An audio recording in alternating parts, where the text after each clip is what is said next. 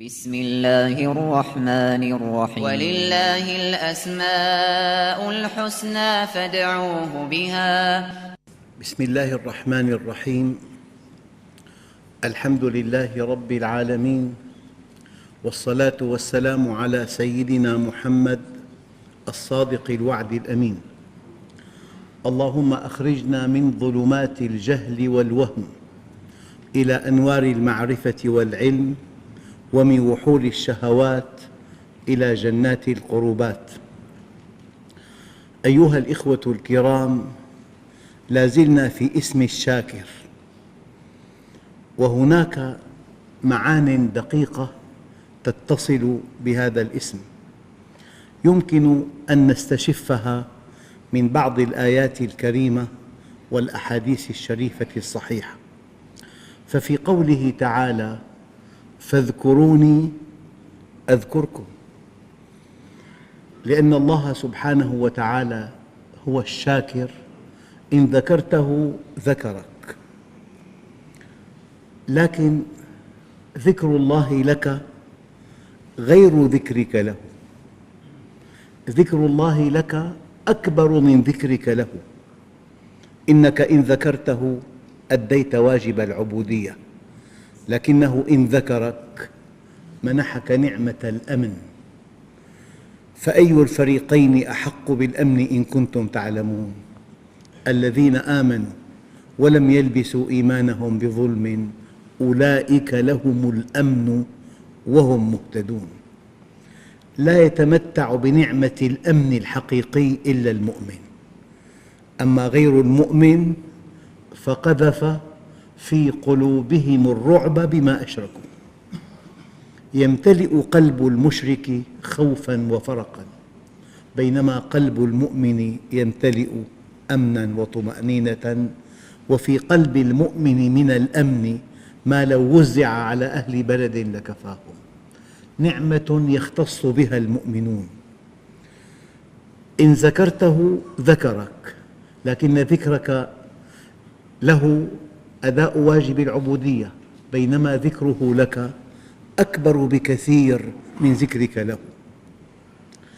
إن ذكرك منحك نعمة الرضا. قد يملك الإنسان ملايينا مملينة ومع ذلك هو ساخط، بينما المؤمن راض عن الله عز وجل. رضي الله عنهم ورضوا عنه. منحك نعمة الحكمة، ومن يؤت الحكمة فقد أوتي خيراً كثيراً. منحك نعمة الطمأنينة. هذه النعم هي من ذكر الله لك. لذلك قال تعالى: أقم الصلاة إن الصلاة تنهى عن الفحشاء والمنكر ولذكر الله أكبر. ذكر الله لك في الصلاة أكبر من ذكرك له. إذن لأن الله سبحانه وتعالى من أسمائه الحسنى أنه الشاكر، إن ذكرته ذكرك، بل ورفعنا لك ذكرك. ما من إنسان على وجه الأرض رفع الله ذكره كرسول الله. ولكل مؤمن من هذه الآية نصيب بقدر استقامته وإخلاصه. يرفع الله عز وجل للمؤمن ذكره، يعلي قدره، يلقي محبة الخلق فيه، يلقي في قلوب الخلق محبته. ورفعنا لك ذكرك. فلذلك لمجرد أن تقترب من الله خطوة تجد أن الله سبحانه وتعالى لأنه الشاكر يقترب منك. لذلك مع بعض التفصيل في الأحاديث الصحيحة: من ذكرني في نفسه، من ذكرني في نفسه ذكرته في نفسي، ومن ذكرني في ملأ ذكرته في ملأ خير منهم. قد تلقي كلمة في مجتمع معين، في مجموعة إخوة كرام، في عقد قران مثلاً، في سهرة، في لقاء، تتحدث عن الله عز وجل، تغفل نفسك وتغفل بطولاتك وتتحدث عن ربك. ومن ذكرني في ملأ ذكرته في ملأ خير منهم، في مستوى أرقى تذكر بخير، لك سمعة طيبة، لك ذكر عطر. هذا من فضل الله عز وجل عليك ومن تحقيق اسم الشاكر. وإن تقرب إلي شبراً تقربت إليه ذراعاً. لمجرد أن تتحرك نحو الله بصلح، بتوبة، بإنابة، بذكر، بصدقة، بتلاوة قرآن، بفعل طيب مع مخلوق ما، لمجرد أن تتقرب إلى الله شبراً يتقرب الله إليك ذراعاً. ينتظر مبادرة منك، ينتظر حركة منك، ينتظر التفاتة منك، ينتظر إقبالاً منك. وهذا شيء واضح جداً. لمجرد أن تتحرك نحو الله بعمل صالح، بصيام نفل، بصلاة نافلة، بغض بصر، بضبط لسان، بخدمة إنسان، بإطعام جائع، بهداية ضال. وإن تقرب إلي شبراً تقربت إليه ذراعاً، وإن تقرب إلي ذراعاً تقربت إليه باعاً، وإن أتاني يمشي أتيته هرولة. فليتك تحلو والحياة مريرة، وليتك ترضى والأنام غضاب، وليت الذي بيني وبينك عامر، وبيني وبين العالمين خراب. فاذكروني أذكركم.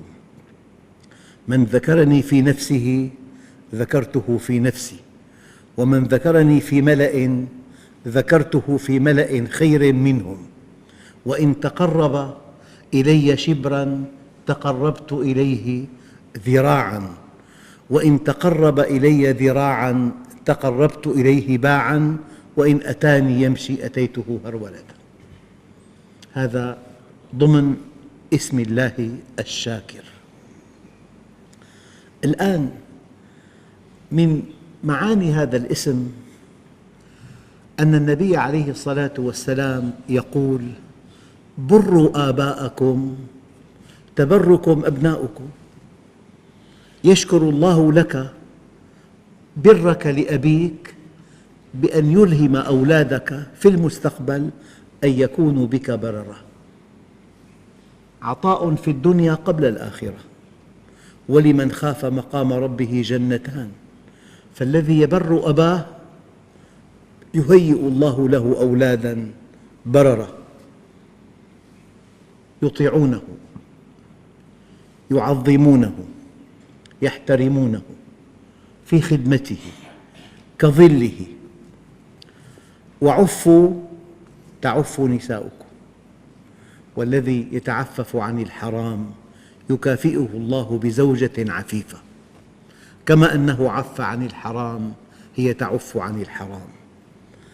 لأن الله سبحانه وتعالى هو الشاكر، يشكر لك برك بأبيك بأن يزيدك من فضله عن طريق أولاد بررة هم في خدمتك، ويشكر لك عفتك عن الحرام بأن يجعل زوجتك عفيفة مثلك عن الحرام.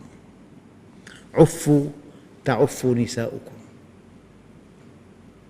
الآن ومن اسم الله الشاكر أنه إذا وصلت رحمك زاد في عمرك ونفى عنك الفقر.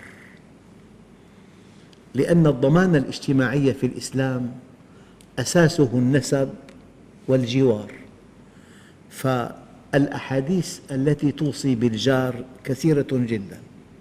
والأحاديث التي توصي بصلة الرحم كثيرة جدا. ما معنى صلة الرحم؟ أقرباؤك من لهم غيرك؟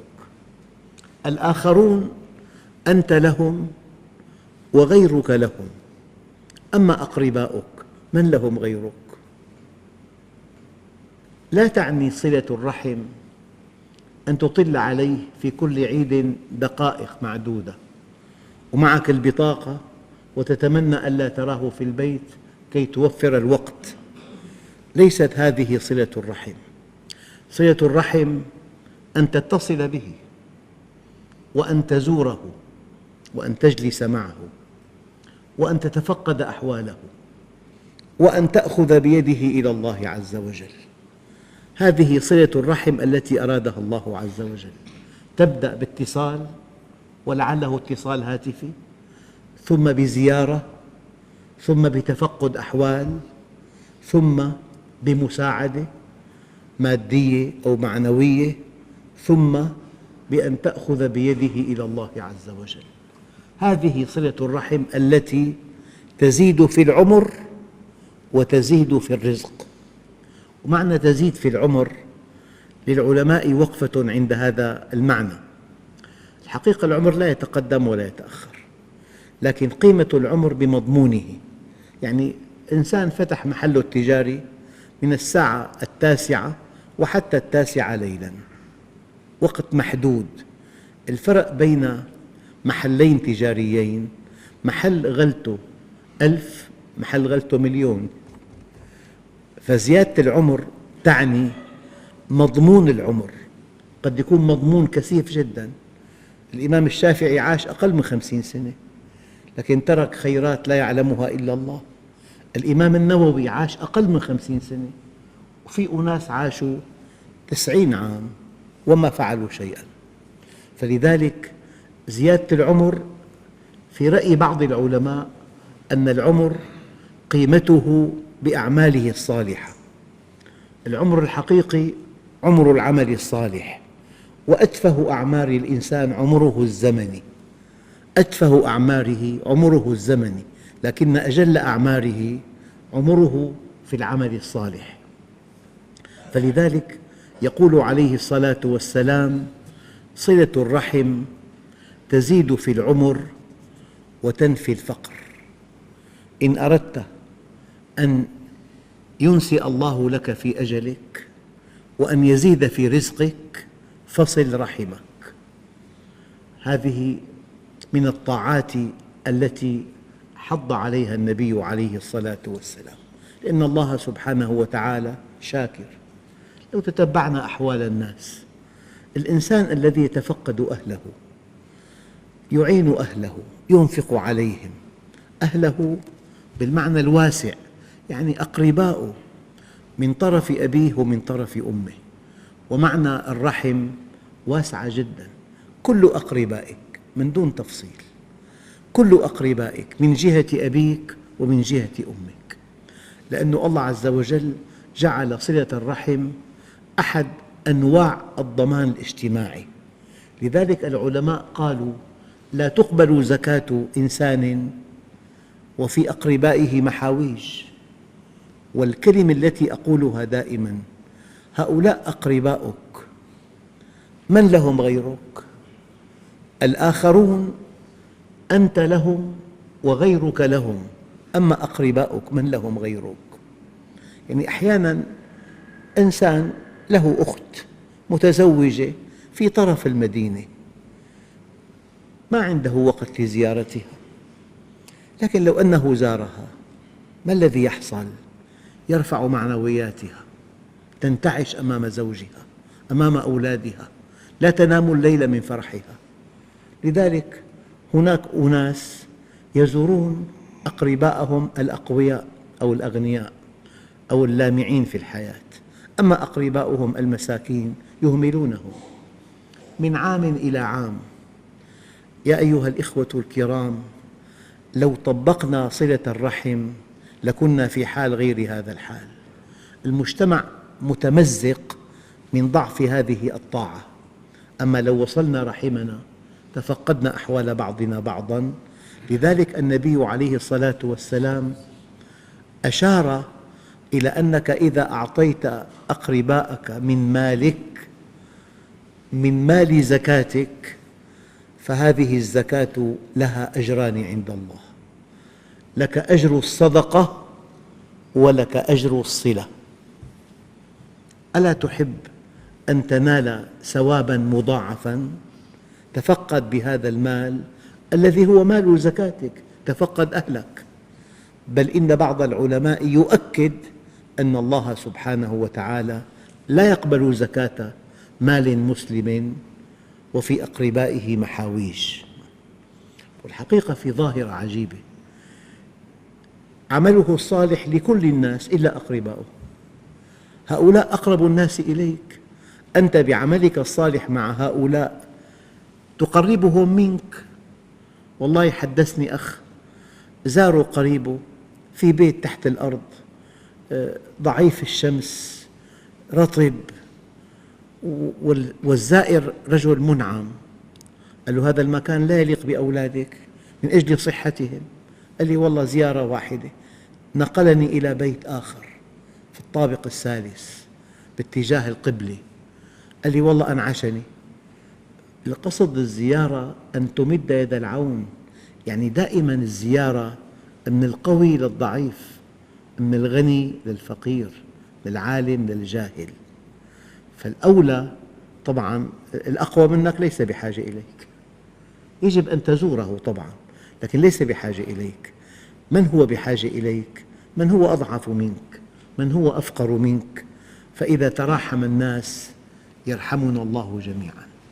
أما إذا تدابر الناس وتناكر الناس ولم يعبأ أحد بأحد سخط الله علينا جميعا. أيها الإخوة، الآن في بعض الأحاديث: ما أكرم شاب شيخاً لسنه إلا قيض الله له من يكرمه عند سنه. ما أكرم شاب شيخاً لسنه إلا قيض الله له من يكرمه عند سنه، وهذا من اسم الله الشاكر. لكن كما قلت البارحة، أي عمل صالح قدم لمخلوق كائناً من كان وكائناً ما كان. كائناً من كان للبشر للعقلاء، وكائناً ما كان لغير البشر، لمخلوق، لقطة، لجرو صغير. أي عمل صالح قدم إلى أي مخلوق كائناً من كان أو كائناً ما كان، لا بد من أن يجازي الله عليه مقدمه، مسلماً كان أو كافراً، في الدنيا أم في الآخرة. مستحيل أن تقدم عمل صالح لأية جهة في الأرض دون أن تنال الجزاء. فإن كنت مؤمناً بالله وباليوم الآخر كان الجزاء في الدنيا وفي الآخرة. وإن كان الإنسان بعيداً عن الله مؤمناً بالدنيا ولم يؤمن بالآخرة كان الجزاء في الدنيا أبداً. يعني ما أحسن عبد من مسلم أو كافر إلا وقع أجره على الله في الدنيا أم في الآخرة. العمل الصالح لا بد من أن تنال جزاءه. فالذي ينفق يوسع الله عليه بماله، والذي يدعم الضعفاء والمساكين يقوي ربنا عز وجل مكانته في المجتمع، والذي يبذل من وقته لخدمة الخلق يبارك الله له في وقته. فلذلك الله عز وجل أمرنا أن نؤدي زكاة أموالنا. ومن منا ينتبه إلى أن الوقت له زكاة؟ لمجرد أن تؤدي الصلوات في أوقاتها أنت اقتطعت من وقتك الثمين وقتاً لطاعة الله. المكافأة على ذلك أن الله سبحانه وتعالى يبارك لك في وقتك، فتفعل في الوقت القليل الشيء الكثير. وأحياناً الإنسان إذا ظن بوقته الثمين أن يعبد الله أو أن يحضر مجلس علم يتلف الله له وقته. يعني بحس الإنسان ما في توفيق، عنده قائمة أعمال، انتقل من مكان إلى مكان، بيقول له الآن أغلق المحل ومشي قبل دقيقة. بيسافر من مكان لمكان، ما بيتحقق شيء معه. فالله عز وجل قادر أن يضيع الوقت مع الشعور بالألم، وقادر أن يبارك لك في وقتك. لذلك أحياناً الوقت له زكاة. إن أنفقت بعض وقتك في طاعة الله، في أداء العبادات، في طلب العلم، يبارك الله لك في وقتك. وإن أديت شيئاً من جهدك في خدمة الخلق، الله عز وجل يبارك لك في جهدك. والله حدثني أخ قال لي دخل لمحل إنسان من طرف المحافظات الشمالية، قال له هل تعلمني صنع هذه الحلوى، حلوى معينة؟ قال له حباً وكرامة. صنع طبخة أمامه، قال له اكتب عندك التفاصيل، وصنع وكلفه يصنع أمامه طبخة ثانية. والإنسان من محل بعيد من أقصى القطر أقسم لي بالله 30 عاماً ما من عام إلا ويأتي إليه بهدايا ثمينة، يقول له أنت فضلت علي. هذا الإنسان المؤمن. أنت حينما تبذل فالله سبحانه وتعالى يكرم. لذلك ما أكرم شاب شيخاً لسنه إلا قيض الله له ما يكرمه عند سنه، لأن الله عز وجل هو الشاكر. يعني إنسان عادي إن قدمت له معروفاً يتفنن في شكرك، بيبتسم، بينحني نصين، بيبارك لك هذا العمل، بيقول لك خجلتنا، فضلت علينا. إنسان عادي. خالق الأكوان، صاحب الأسماء الحسنى والصفات الفضلى، أيعقل أن تقدم معروفاً دون أن ترى ثماره في الدنيا أم في الآخرة؟ إخوتنا الكرام، الآن لو قدمت معروف لكلب، دققوا في هذا الحديث. يقول عليه الصلاة والسلام: بينما رجل يمشي بطريق اشتد عليه العطش، فوجد بئراً فنزل فيها فشرب، ثم خرج فإذا كلب يلهث يأكل الثرى من العطش.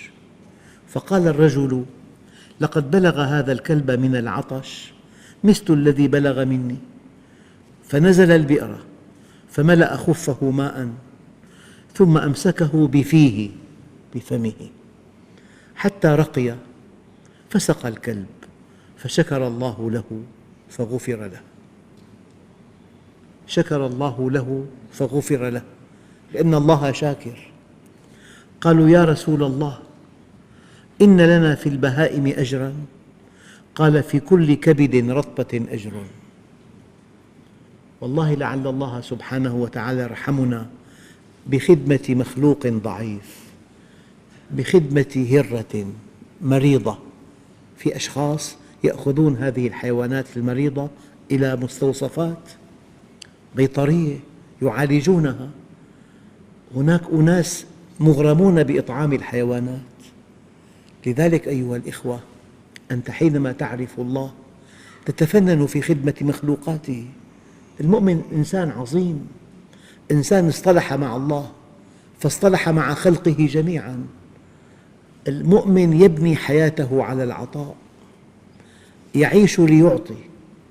لأنه أحد كتاب السيرة ألف كتاب عن رسول الله، عمل له إهداء رائع، فخاطب النبي عليه الصلاة والسلام قال: يا من جئت الحياة فأعطيت ولم تأخذ.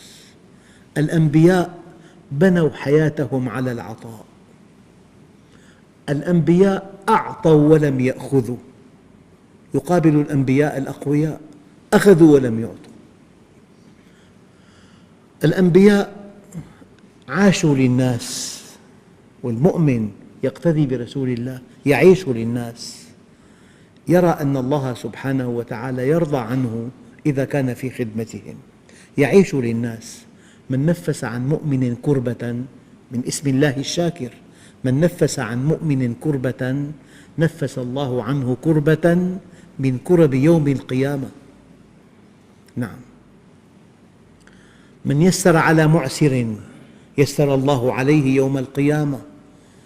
والله في عون العبد ما دام العبد في عون أخيه. هذه النصوص كلها تحت اسم الشاكر. نعم. قالوا يا رسول الله إن لنا في البهائم أجراً؟ قال في كل كبد رطبة أجر.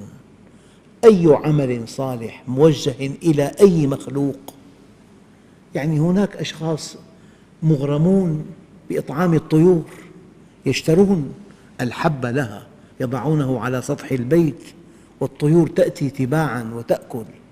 فلذلك أيها الإخوة، يا من جئت الحياة فأعطيت ولم تأخذ، يا من قدست الوجود كله ورعيت قضية الإنسان، يا من زكيت سيادة العقل ونهنهت غريزة القطيع، يا من هيأك تفوقك لتكون واحداً فوق الجميع فعشت واحداً بين الجميع، يا من كانت الرحمة مهجتك والعدل شريعتك والحب فطرتك والسمو حرفتك ومشكلات الناس عبادتك.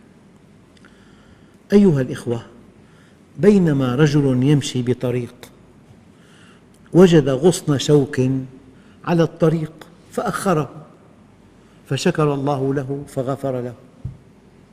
أيام شاحنة كبيرة تقف لإصلاح بعض العجلات، تضع حجر كبير وراء العجلة ثم تنطلق.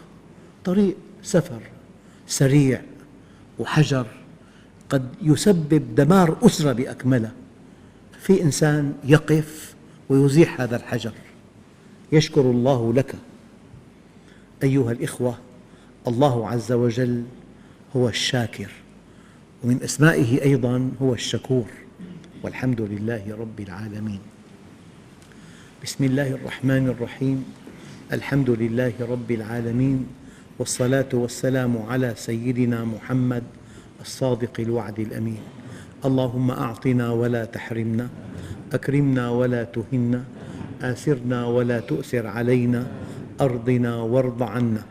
وصلى الله على سيدنا محمد النبي الأمي وعلى آله وصحبه وسلم، والحمد لله رب العالمين. الفاتحة.